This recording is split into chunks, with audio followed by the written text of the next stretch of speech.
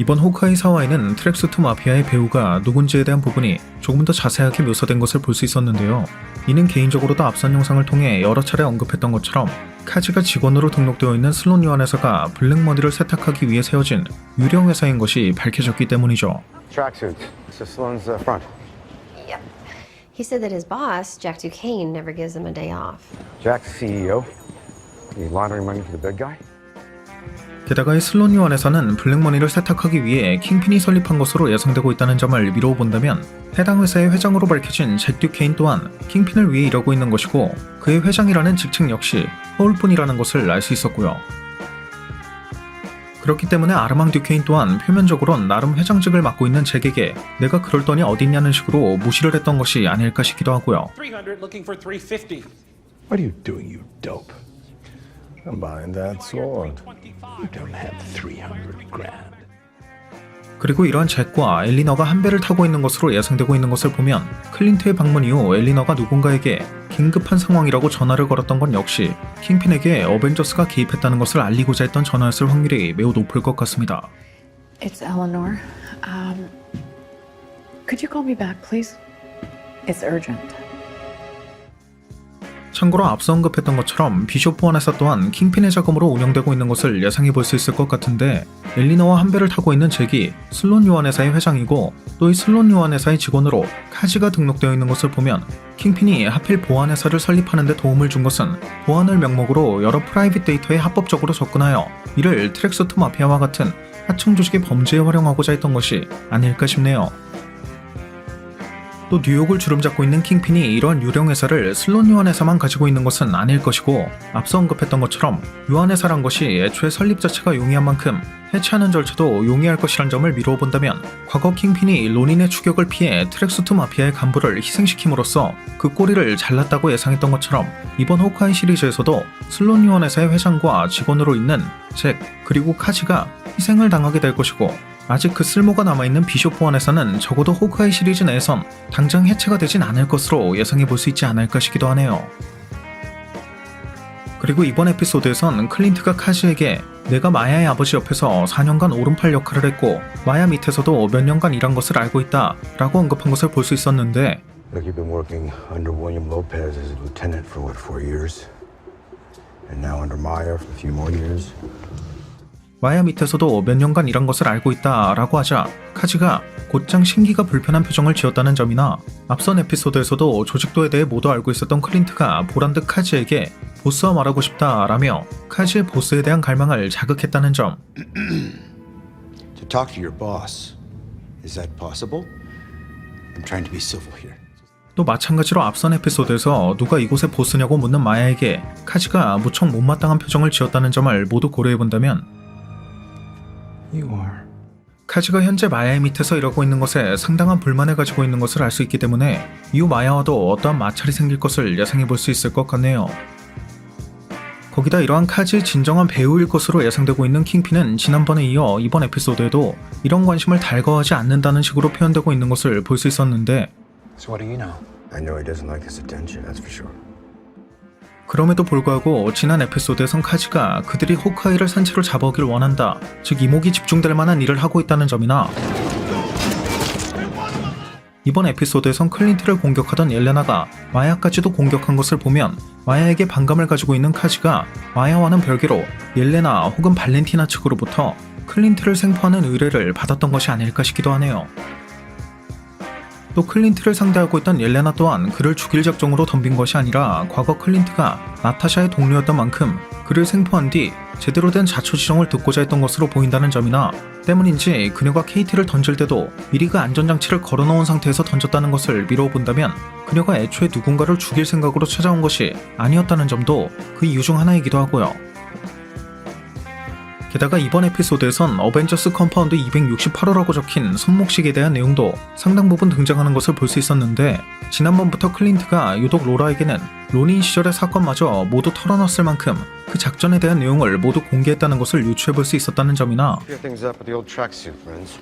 Jesus, not those idiots.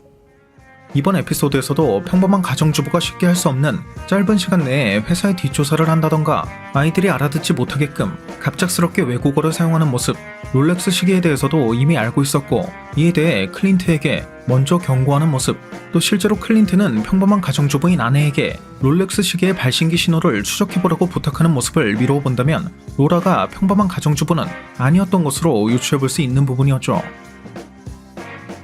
그런데 이후 클린트는 해당 시계가 내가 같이 일하던 사람의 것이고 그 사람은 이 업계를 떠난 지 오래된 사람이다. 하지만 그 시계로 인해 정체가 드러날 수 있다. 정체가 드러난다면 그 친구는 끝이다. 라는 식으로 언급한 것을 보면 Belongs to someone I used to work with. Is that the whole story, Clint? They've been out of the game a long time, but their identity's still attached to that watch. 이 업계를 떠난 지 오래됐고 그 정체를 숨기고 살았던 친구의 정체가 로라였던 것으로 예상해 볼 수 있지 않을까 싶은데 앞서 로라와 처음으로 만났던 토니가 그녀를 보고 일종의 에이전트겠지 라고 언급하기도 했던 것을 고려해 본다면 해당 대사의 떡밥이 이제서야 풀리는 것이 아닐까 싶기도 하네요. Hi. Company. Sorry, didn't call ahead. This is an agent of some kind. 그리고 클린트의 화살을 되찾는 데 도움을 준 웬디 경관은 Officer Wendy Conrad, better as Elsbeth of Deepdale. 본래 원작 코믹스에선 밤쉘이라는 닉네임의 빌런으로 등장하는데 이번 에피소드에선 그녀의 가방에 해당 닉네임이 적혀있다는 것을 알 수 있었고 This bag, it's embroidered. It says bombshell. I can see that it's very important to you. 케이트가 언급한 부메랑 에로우는 실제 원작 코믹스에도 등장했던 것으로 Have you ever heard of boomerang arrows? What? Why would I ever want to use a boomerang arrow?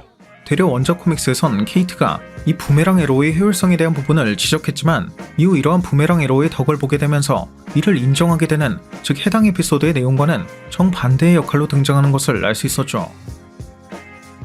참고로 해당 에피소드에선 화살촉 자체는 몇 개 더 남아있다고 했던 것이나 Basically, have a few more trick arrowheads. You can't just put them on any shaft.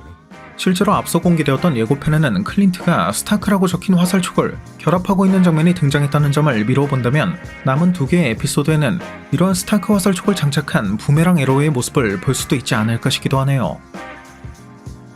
그리고 앞선 영상에선 예고편을 통해 공개된 푸른색의 전류가 나타샤의 위도우 스파이트를 개조한 것이라고 예상하기도 했는데 이번 에피소드에선 옐레나가 기존의 블랙 위도우들이 사용하던 붉은색의 위도우 스파이트를 사용하고 있는 것을 확인할 수 있었기 때문에 이 푸른색의 전류는 오히려 스타크 화살촉을 이용한 클린트의 공격인 것이고 이는 원작 코믹스의 일렉트로 에로우를 오마주한 것일 가능성도 예상해 볼 수 있을 것 같고요.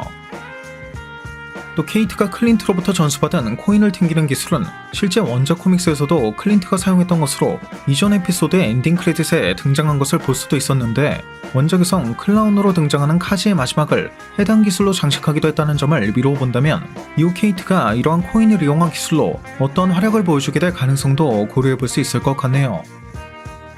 또 케이트와 라퍼스의 대화를 통해 라퍼스가 클린트와 케이트의 코스튬을 제작해 줄 것을 예상해 볼 수 있었고 Enough materials to make your costumes plus 2 more.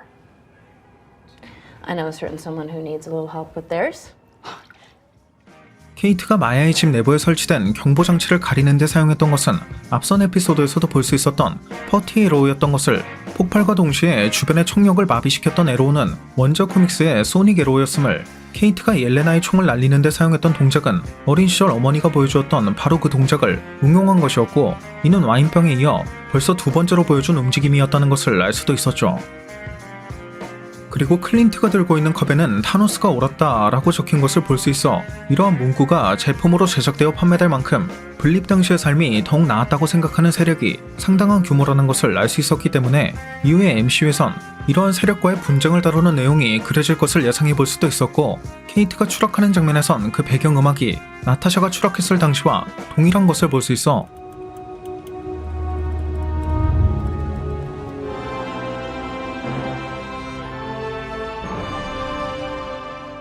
클린트가 케이트에게 매몰차게 대한 이유가 과거 나타샤의 모습을 떠올리게 하기 때문임을 알 수도 있었고요. 또 이번 에피소드에선 접이식 칼이었다는 설정 덕분에 잭이 이를 훔치기 쉬웠던 것처럼 반대로 클린트 역시 이를 비교적 손쉽게 되찾은 것을 볼 수도 있었는데 과연 다음 에피소드에는 잭이나 엘리너, 카지 등 호크아이에 등장하는 모든 빌런의 진정한 배우로 예상되고 있는 킹핀의 모습이 등장할 수 있을 것인지에 대한 부분도 주목해야 할 만한 부분이 되지 않을까 싶네요. 오늘 준비한 영상은 여기까지였습니다. 오늘 준비한 영상도 재밌게 보셨다면 구독과 좋아요 그리고 알람 설정 한 번씩 눌러주시면 대단히 감사하겠습니다. 그럼 지금까지 올로원이었습니다.